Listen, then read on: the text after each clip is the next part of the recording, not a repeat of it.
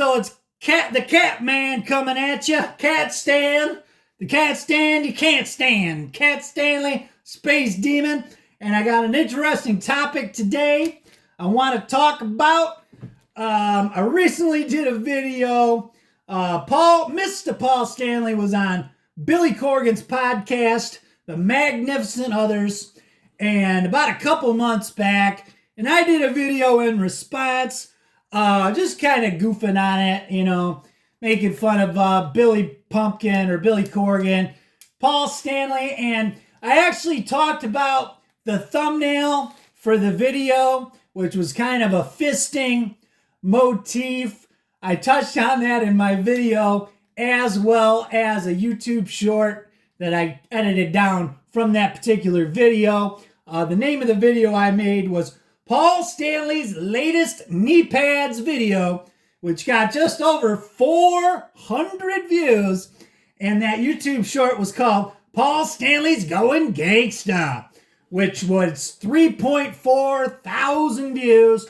So just under 4,000 views I got for those videos. But in the video, I kind of goofed on the little fisting motif. Here's what I had to say about that thumbnail. Paul Stanley recently just went on The Magnificent Others with Billy Corgan. And this thing got a ton of views. Look at this thumbnail. What is with this fisting motif they got? Look, they're both making fists. They're both looking at the camera. Maybe Corgan was like, yeah, Paul, I need you to look hard. We're going to do this fisting motif, so I want you to make a fist. It's going to be really cool. Okay, so just under 4,000 people might have seen that video. And an interesting thing I noticed with Billy Corgan, his podcast, looking at some of his thumbnails, that fisting motif thing that he did was his thumbnail from the very beginning. If you look at his older videos going back, he even did a slight variation on that fisting motif. If you look at the one he did for Carrot Top, a slight differentiation on that fisting thing. And if you look at his main background thumbnail, if you look at his circular logo, you can see he's doing kind of a boxing posture, kind of like a John L. Sullivan, 1900 or 1800s, 19th century boxing kind of a posture. And but if you notice something with his interview thumbnails, my video came out about 2 months back, right after he did his interview with Mr. Paul Stanley on his Magnificent Others podcast. If you notice, for his next 3 videos or so, he kept that same fisting pose. But then suddenly, about a month after my video came out, making fun of his fisting motif, he did an interview with Rick Springfield of Jesse's Girls fame. And if you notice, he changed his thumbnail. He got rid of the fisting motif and he went to this sort of just generic pose. Billy Pumpkin standing there staring at the camera.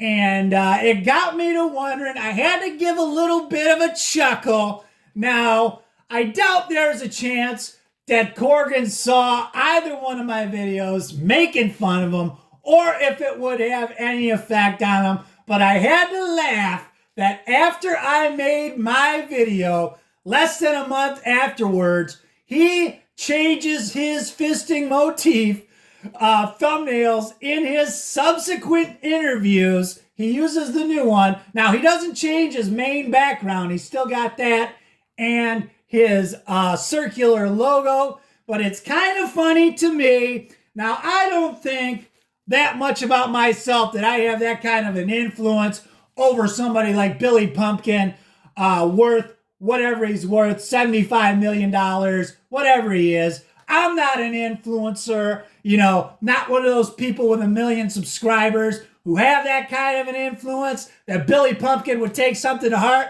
that I said, that he would get butthurt feelings and go so far as to change his thumbnail, but you never know. I mean, it's like I said, I'm not an influencer. You know, I influence people maybe to swipe away when they hear my annoying voice, but I thought it was kind of funny to take notice of Billy Pumpkin's changing thumbnail after I did my little video goofing on his fisting motif.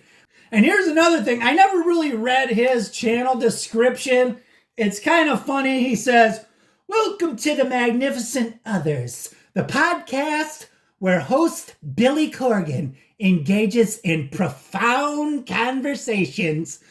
That sounds kind of pretentious. Profound conversations with extraordinary individuals. Now, I don't know, man. It's kind of hard to be profound. I mean, when you're 60 years old and you're still going by Billy, you know, I mean, come on, Billy.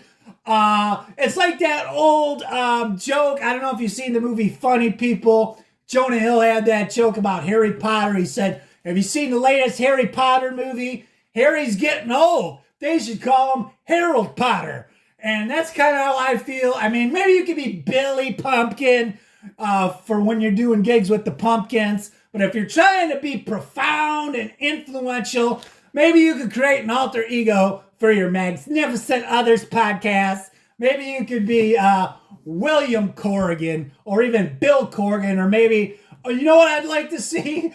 He could like affect a British accent and he could be Liam Coogan, Esquire, with his profound interviews with rock stars like Mr. Paul Stanley from Kiss, talking about the profundity of him grabbing his arse and making out with himself on stage. Now, Mr. Paul Stanley, what sort of that kind of metaphorical imagery, what type of metaphorical message are you trying to get across when you grab your arse and make out with yourself on stage, Mr. Paul Stanley? I mean, come on, Billy.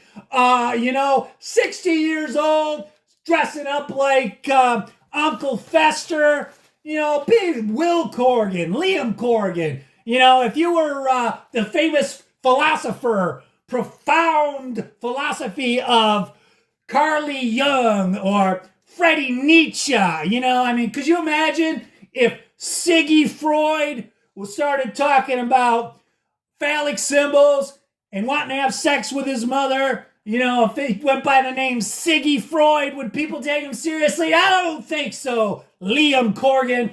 But that's the video. I thought it was pretty darn funny that I took notice of Billy Corgan changing his thumbnail subsequently after my video where I kind of goofed on his fisting motif. Now, I don't think that had anything to do with it. Maybe he thought that this kind of happens. Maybe he thought his thumbnails were in need of a bit of a refresh. I don't know. But I honestly don't think that I had anything to do with it. Well, maybe I actually do.